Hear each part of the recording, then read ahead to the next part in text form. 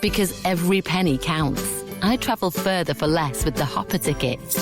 Because making memories is important. I can afford to take the whole family on the bus or tram with family travel cards. Because getting to work should be simple. I tap and go with contactless, so I'll be charged the best fare for the week all month. The B Network is committed to keeping public transport affordable. Find out more at bnetwork.com/because. Because it's your B Network. Are you a lifelong fan of General Hospital? Are you a new fan who wants to know more about the history of the show? Do you enjoy talking about the show with others? Do you find yourself yelling at the TV? Is your self-care an hour a day in Port Charles? If so, we invite you to join hosts Amanda Kimmel and Shannon Coach at the place where all the hidden conversations take place and secrets are revealed. Meet us at Pier 54, a General Hospital fan podcast. Hello. Hi. Welcome to the Port Charles 411. Today we're talking about Ellie Trout. She's so cute. She is. So Ellie is Spinelli's girlfriend. Girlfriend, right. We hear about her. We haven't seen her since 2016. Which is insane. It did not feel that long ago to me at all. No. And even on YouTube, so we're using generalhospitalfandom.com, looked up YouTube. We'll put a playlist in the show notes for you to scroll through. But there wasn't really a lot of her. It all has to do with Spinelli. Right. Because that's what we were originally going to do, was her and Spinelli's relationship. Right. And then it was like, might as well just talk about Ellie, because yes, this way, hopefully when she comes back, you'll just be able to reference this, and then we can just build from there. So I guess we'll just get into it. Her name's Ellen. Her nickname is Ellie Trout. She was portrayed by actress Emily Watson, September 14th, 2012 to January 4th, 2016. Fun fact, that is the day after my birthday and the day before my husband's birthday. My birthday's September 13th. She debuted on September 14th. My husband's birthday's January 5th. And she left on January 4th. So. Wow. I just thought that was interesting. Did you say Wilson or Watson? Should have said Wilson. I think you said Watson. And I only picked it up, only know it because Emily is my Emily and my maiden name is Wilson. I know. So whenever I read it originally, I was like, oh, look at that. That's you. So it sounded to me like you said Watson. You might have not, but I'll correct you just in case because, yeah, it's Wilson. Oopsies. That's okay. So Emily Wilson first appeared as Ellie on September 14th, 2012. The anticipated air date was confused by some with that of Teresa Castillo's role as Sabrina Santiago, who then appeared September 19th. So they actually came back. Wow. At the same time. Yeah, I did not realize that they were. I thought Sabrina was there first. So did I. A representative of the show later confirmed that Wilson had joined the cast on a recurring basis. So, in September 2012, Jason Morgan suspects that the deceased baby, whom everyone believes to be his wife Sam's, was not hers after all. And of course, this is like a whole other thing. This was not Lila. Right. This was when she got pregnant, thinking she had been raped by Franco, and it was the baby that she and Jason lost. Right. He notices in Sam's medical chart that baby's blood type did not match up with neither Sam's nor the presumed father's, Franco's. Elizabeth Weber tells him that it could have been a mistake in the chart, but Jason wants to make sure. The baby's tissue had been donated, so Spinelli agrees to help by having the tissues tested for blood type. Spinelli goes to the GH lab and meets Ellie, a lab technician at GH. And she was just so cutely nerdy. Yes. Just like him. They hit it off immediately. She tests the tissue and later confirms to Spinelli and Jason that the chart was correct and the baby can't possibly be Sam and Franco's. Spinelli is grateful to Ellie for helping them out and asks her out to thank her. They go to Sunny and Kate's wedding together, where the bride's alternate personality, Connie, comes out and stops the wedding. Ellie has a great time with Spinelli and Spinelli's ex, Maxie. Could you imagine that being your first date? We went to this wedding, and all of a sudden the bride is like, no, I'm not the bride. I'm her alternate personality. And I'm already married to Johnny. Who's Johnny? Oh, you know, it's your son's mom's ex-boyfriend. Sorry. I just later goes out with your future daughter-in-law, too. Oh, God. Stop. Stop. Sorry, I interrupted you. Ellie had a great time with Spinelli. And Spinelli's ex, Maxie, becomes jealous of Ellie. Maxie later goes to GH to talk to Ellie and get more information regarding their relationship, and she finds out the two are now dating, but that they haven't slept together. That's a lot of information to tell an ex-girlfriend. Yep. I don't think I'd be sharing that much. Yep. In the middle of November, Ellie and Spinelli sleep together, which, again, I'm not sure. This is like such a... Okay, so here's the thing, though, that they are leaving out of this. So I did watch a little bit of YouTube. Okay. Ellie winds up moving in with Maxie as her roommate. Right. She didn't know that Maxie and him were anything in the beginning. More than friends. Yeah. Right. Yeah. Yeah. Which was messed up. Come on, Spinelli. So why wouldn't you mention especially that? Since they had almost gotten married and they had their non-wedding and stuff like that. Right. Yeah. That wasn't even just like a normal, I went on a couple dates with her and then it didn't work out. It was a relationship. Right. Exactly. Like I have some friends that, like tried it, didn't work. Hey, but we're still cool with my husband, Right. and we've actually gone out, like all of us. So. Exactly. That's a little different than someone you had a almost But wedding. that's exactly what I'm saying. Yeah. I'm like, I told my husband about that, and I really didn't have to. Right. But you just do, because you don't want it to ever be... Right, come up like one night after you've had a couple too many drinks and then somebody's mad and they didn't need to be because it's no big deal. But this was a big deal. Spinelli absolutely should have been like, by the way, that's not just my friend. It's my kind of sort of ex-wife, not really, because we didn't actually get married. Right. So that's what that is that Ellie had moved in, and the next morning after they slept together, Spinelli comes walking out also. Oh, okay. And Maxie's like, did you sleep together? Ellie's like, well, yeah. Which is still and not really cute how she said, but still. Not your business to ask, Maxie. No. But okay. After she finds out that the two slept together, Maxie has finally confessed her love for Spinelli, which was so messed up because you could see the tension between them already. Ellie finds a picture of the non-wedding and questions Damien and Maxie about the nature of their relationship and says that she doesn't want to be a sister wife. Because she thought that they were already, they were still married. Oh, okay. So she was like, I don't know what's going on here. And that's the thing that's important to note also. She always calls him Damien. She does not call him Spinelli. That is very true. She always calls him Damien. Yep. She learned about the non-wedding and how Damien chose Ellie over Maxie. Later, Ellie is still wondering how committed Spinelli is. Spinelli says that he chose Ellie for the right reasons and says that he will prove that in other ways. What? They're very wrapped up in their sex life. They have sex, and it is seen laying down, most likely naked, on the couch of Maxie's apartment. Why is that important? I don't know. Okay. It's there. So. Ellie tells that she wants to move out of Maxie's apartment and says that she could live with Spinelli in his office. See, and there's so many things that, like, if I hadn't told you, oh yeah, by the way, she was Maxie's roommate, you wouldn't have known that until she says that she wants to move out. Exactly. In December, Ellie helps with the impregnation of Dante and Lulu's baby into the surrogate of Maxie. And then on December 26th, Ellie breaks up with Spinelli because of numerous examples of Spinelli putting Maxie's needs in front of Ellie's and standing her up at the Sunny's Christmas party. I don't remember that. I didn't watch that. Yeah. Okay. Ellie and Spinelli talk on the GH rooftop, and Ellie tries to get Spinelli to realize that he has put Maxie's wants and needs and not been concerned with hers. Spinelli suggests that they meet on the GH rooftop at midnight on New Year's Eve to signify their commitment to the relationship. Which I thought that was like, they just talked too much without resolving anything. I didn't understand what the rooftop, I know they'd like visit there because she worked at the hospital, but why that was even a special thing. Can't you find somewhere better to go on New Year's Eve than the hospital rooftop? But that's romantic. It's like Sleepless in Seattle. Why do we keep going back to Sleepless in Seattle? You have a bit of an obsession with that movie. I know, but that's where they were supposed to meet, on top of the Empire State Building. I think I would have preferred a nice dinner at the Metro Court, but okay. True. I don't know. On January 2nd, Ellie decided not to go to the rooftop, but Maxie later convinces her to go to the rooftop. Ellie travels on the highway and her car breaks down. She goes to the highway to possibly get a better signal with the deep fog. So she couldn't, whenever you walk around, you can't get a signal on your phone. Right. However, Connie Falconeri is trying to flee with Johnny Zakara hostage in the trunk and crashes into Ellie.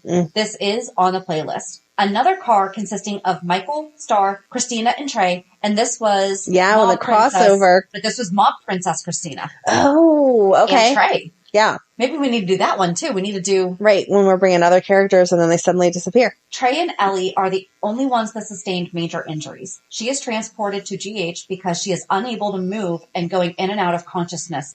She did a really good job of...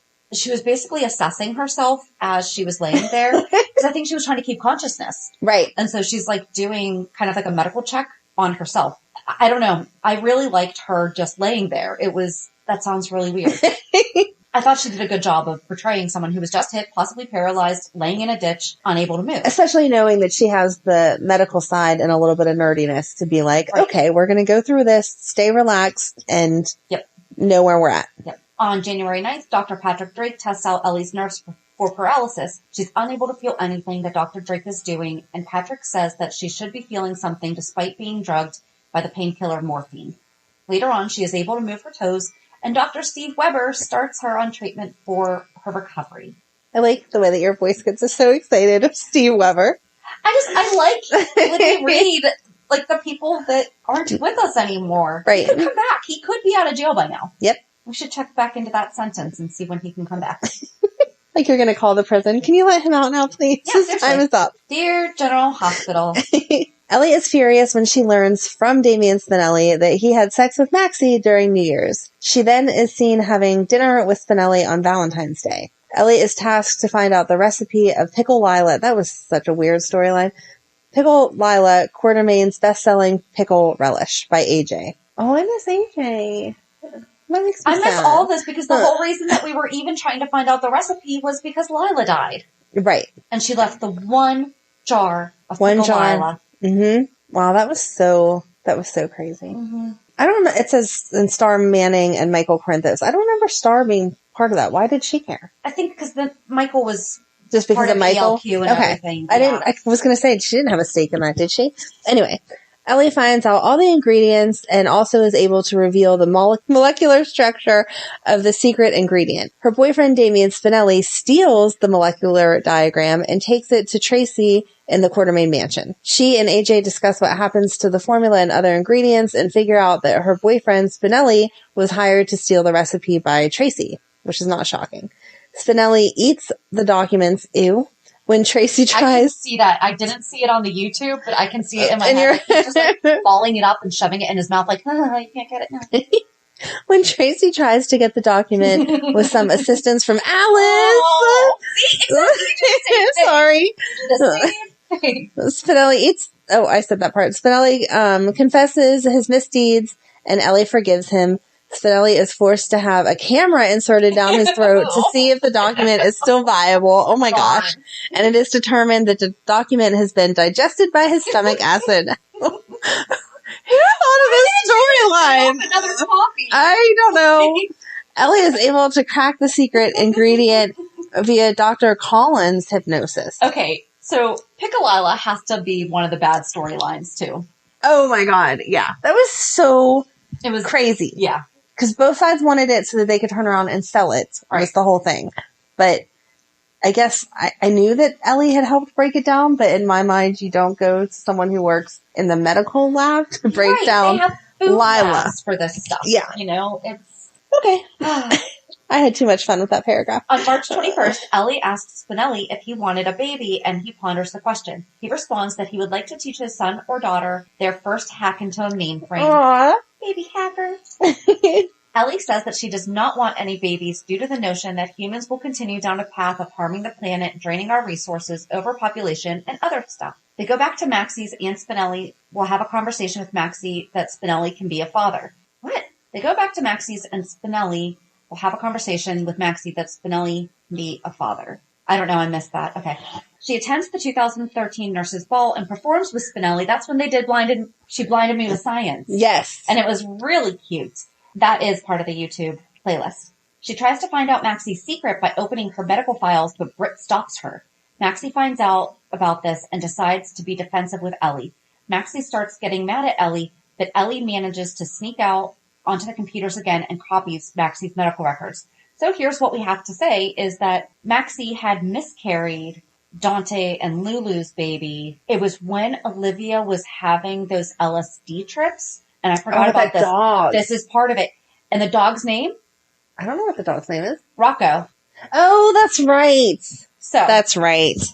But she had seen like this dog causing destruction. And then one day she opens up the door and sees Spinelli standing there with the dog. Right. But so I can't remember where that is. Again, this playlist is really difficult. It's not difficult to follow, but there's so much time in between each section and nothing's fully explained. But then Maxie, that's how she and Spinelli wound up sleeping together, is because Maxie was all upset about miscarrying and letting them down, and Spinelli comforted her, and they found comfort in each other because he thought that Ellie had just broken up with him because she didn't come to the rooftop, and that's when little Georgie was made. Well, Ellie found out and approached Maxie about it. Mm-hmm. But the thing is that we need to remember as viewers is that we knew Maxie had Spinelli's baby at the time that Ellie's like looking at all these medical records and everything. Right. So we're like, shoot, she's going to find out. Right. So she's finally able to look at Maxie's medical records, and Britt knew too. Right. Britt knew too, because she kept trying to tell Maxie, you seriously just need to come out about it. And she's like, no, Dante and Lulu are getting this baby. So she's finally able to look at Maxie's medical records, and it says that she miscarried on January 2nd and was confirmed pregnant on January 13th. Ellie wonders how Maxie is still pregnant with Dante and Lulu's baby. Maxie is forced to tell Ellie the actual truth about the miscarriage and Spinelli being the father, with her being the actual mother. Her first reaction was to tell Damien until Maxie convinced her that the truth about the baby would push Damien right into Maxie's arms. Ellie agreed to keep the secret, but the truth weighed heavily on her conscience. Later on, Ellie is forced to tell Spinelli a half-truth about the miscarriage, but lies and says that Maxie was implanted with another one of Dante and Lulu's fertilized eggs. I forgot that she lied. Yeah. I knew that she had some self-preservation there. Yeah. Ellie is also seen reading the test results that had been falsified by Obrecht, Britt's mother. Duh, we know that. But she was new then. I guess so. But like now it's like, duh, you have to know who Obrecht is. Of the paternity of Britt's unborn child, which proves that Patrick is the father, though it's clear that Patrick's not the father due to the extreme lengths that Britt is causing. That was all that. She's trying to, yes, Britt was pregnant, saying it was Patrick's baby, trying to marry him, but Patrick was falling for Sabrina, and that's why she needed to be pregnant, was to keep him, but really she had stolen Lulu's last egg. It might say that in the paragraph. I just happened to remember it. On the night Maxie gave birth, Damien was present at the hospital, and he was mesmerized by the sight of the newborn child. Against Maxie's wishes, Ellie informed Damien that he was the father of the baby Maxie had given birth to. Damien was furious with Ellie over the deception and pushed her away as he processed the news. She understood his anger, well, I would hope so, and reminded him that she still loved him before giving him the space he needed. When Damien decided to fight for custody of his baby, Ellie offered her support, and Damien chose to forgive her. In early December, shortly after Damien was awarded sole custody of his daughter, Ellie was offered her dream job from a hospital in Portland, Oregon. The hospital offered her the opportunity to come and restructure the lab as its new lab manager. She is initially set to turn the job down because she doesn't want to leave Spinelli. However, after discussing with him, he offers to move to Portland with her along with baby Connie, which they then changed to Georgie. But wow, does that sound weird? Because the baby had been given to Dante and Lulu. Right. Initially, they named her Connie after Connie Falconeri because Connie was dead at this point. Right. So. Wow, that's okay. Yep. After discussing the option for a while longer, both turned it down because they didn't want to do that to Maxie.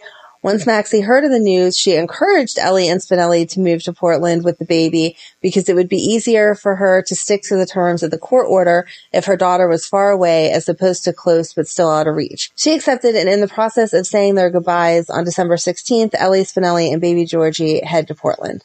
That was the messed up part of that. Is on. Is it? Yeah. The whole messed up part about that was, not to talk too much about Maxie, but that court order was ridiculous. But I didn't watch all that because it was Ellie. Right. It was, but she also had, I kind of get it because of how she had deceived like everybody. Because that's when Lulu was mad at her too, because, you know, she had lied to her about. I understand, but just because you're a bad friend or even a bad person doesn't necessarily mean you're a bad parent. And that was so strict of a court order. It was ridiculous. And the fact that she doesn't seem like she sees her that often now even is not okay. Right. It's odd to me, pulling just from personal experience, that Georgie doesn't call Ellie mom. Yeah. Because she's there all the time. That's who she grew up with. She still calls Maxie mom, which is great that they were able to keep that connection. But I don't understand how they're not married or not at least engaged. They've been together since 2012. Come on. Maybe they don't want to get married. Oh, no. She just doesn't want babies. She never said she didn't want to get married. That's true. Okay, go ahead. Sorry. I'll quit whining about what should have happened. So on May 20th and 21st, 2014, Ellie returns with Spinelli and Georgie when Carly, Jax, and Franco visit when they were together, which we talked about in an episode last summer. So go back to a Port Charles 411 when it's Carly loves Franco because they were engaged. Yeah. Because they need Spinelli's help reconstructing a recording on the late AJ Quartermain's phone. Ellie is seen holding Georgie and reluctantly talking to Franco. He makes fun of the fact that if she married Spinelli, she would be Ellie Spinelli, to which she responds, "You are not the first person to point that out, and believe it or not, it also occurred to me independently." Then she takes Georgie to her room and finds out that Spinelli has cleaned up the recording. Before Carly and Franco listen to it, she requests that Spinelli and Ellie leave the room so that they are not implicated in whatever is discovered on the recording. On December 24th, Spinelli and baby Georgie return for Christmas. Ellie doesn't make an appearance, but has mentioned that she gave her employees the day off for Christmas, so she herself had to work. It's a nice boss. That is a nice boss. She also called to check in on how Maxie's reunion with Georgie was going. Aww. On February 13th, Spinelli reveals to Maxie that Ellie broke up with him because of her. Ellie realizes that Spinelli was still in love with Maxie. On March 11th, Spinelli gives Ellie an update on Georgie, she had the flu, who she thinks of and loves as her own. Yeah, because again, they've been together the whole time. She also asks him to give Georgie an Eskimo kiss from her. So sweet. On April 13th, there is a knock on Maxie's door, and Spinelli answers and exclaims, "Ellie!" On April 14th, Ellie shows up to see Georgie and to tell Spinelli something. Just then, Maxie walks in with Georgie, and Ellie holds her. Afterwards, Ellie tells Spinelli that she is having second thoughts about what happened between them. Sadly, Spinelli tells her that he and Maxie are back together. Ellie is deeply saddened by this, but says she's sticking around for a few more days and then leaves. That was weird, because she, pushed them together, and then was mad when they got together. But it was also, Maxie had kind of started seeing Nathan. Yes. And then they broke up. Mm-hmm. So later, Ellie is seen at Kelly's bumping into Detective Nathan West and spilling her drink all over him, like Spinelli had done a couple months earlier. This scene is part of the YouTube playlist. Please watch it, because her getting all flustered over him could you not? So cute. And Nathan says, "It's okay, I'll just go upstairs and get another shirt." And she's like, "You live here?" And he's like, "Yeah, I do." Is Nathan the last person that we know of that lived above Kelly? I think so. They formally introduce themselves while Ellie tries to help Nathan clean up. And she's like, "Oh my gosh, that body," and she's like, "That muscular physique." And he says about how, this happened to me a couple months ago with Spinelli and coffee. And she's like, "You know Spinelli?" And so that's how they figure out who each other is. Then Nathan blames Ellie for his breakup with Maxie. And while Ellie blames him for Spinelli and Maxie getting back together because he bowed out so easily, like she did. After they talk, they realize that it's neither of their faults, but that, yes, it is. But they lost the loves of their lives. Yeah, but you both... Yeah. Okay. Exactly. Well, I guess we're supposed to read what they wrote because that's the way they wanted to portray it. But no. Yes. It was definitely both of their faults. Yes. Later on, Lucy comes in and finds out that Spinelli and Ellie broke up, as well as Nathan and Maxie, and that Spinelli and Maxie are back together. She then suggests that Nathan and Ellie become friends and go to the nurses' ball together, to which Ellie is a little hesitant about, but Nathan says yes. He then explains that Spinelli and Maxie will be there and see them together. Moving on, then they will figure out what they are missing and want them back. She agrees with the plan, and they shake on it. By the end of the nurses' ball, Spinelli and Ellie get back together, as do Nathan and Maxie. Soon after, Spinelli, and Georgie return to Portland, Oregon. Now, this was great watching the nurses' ball, because this is when Maxie and Spinelli are walking on the red carpet, and they turn around and see Ellie and Nathan coming, and they're both like, "What the heck?" And this is when Maxie went to kind of go confront them, tripped on her dress and fell. Yes. And guess who's watching at home with ice cream making fun of them? That was so cute. So cute. And they kept rewinding it. They're like, again. That was that long ago. Oh my gosh. Yes. That was that. And then Nathan was part of the magic Milo stuff, and Ellie kind of scooted him on and smacked his bum as he went on and everything. And then they kissed and all became a fluster. Then on Halloween 2015, Ellie calls Spinelli, who is in Port Charles helping Sam find out who Jake is, and tells him that she sprained her ankle, to which Spinelli returns to Port Charles to be with her. On Christmas Eve 2015, her and Spinelli return to Port Charles so that Maxie can spend Christmas with her daughter, Georgie. And this was really sweet because Maxie and Lulu were at the park, and it was right after Dante had cheated on Lulu with Valerie. Ugh. So they were separated. Sorry. And they were taking Rocco to see Santa. And you could tell, like, Lulu was just trying to, like, keep her there and everything. And then they're just talking about how this Christmas isn't what they were hoping it would be, blah, blah, blah, blah, blah. And then you hear Spinelli say, like, here's your girl. And Lulu's like, yeah, I'm going to leave you guys alone now. So, like, her job was to... just to get her there. To get her there, to keep her there and everything. And she's like, is this why you wouldn't let me go home? She's like, bye. And they reunited with Georgie for the day. It was a really, really sweet scene. Aww. And then on New Year's 2016, Ellie and Spinelli are seen at the Floating Rib, where they see Jason about to kiss Sam. They also catch up with Sam after Jason is called away. And I don't remember that. No, I don't remember that either. But like I said, it was really difficult to find just Ellie stuff. And I really could have probably looked up each of these individually. But it would have been so much.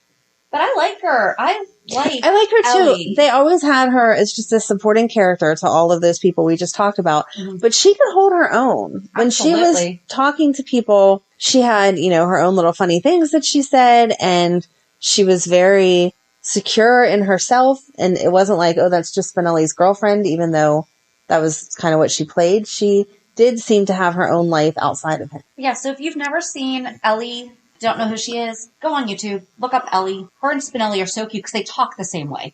Yes. They have very similar personalities, but they complement each other very well too.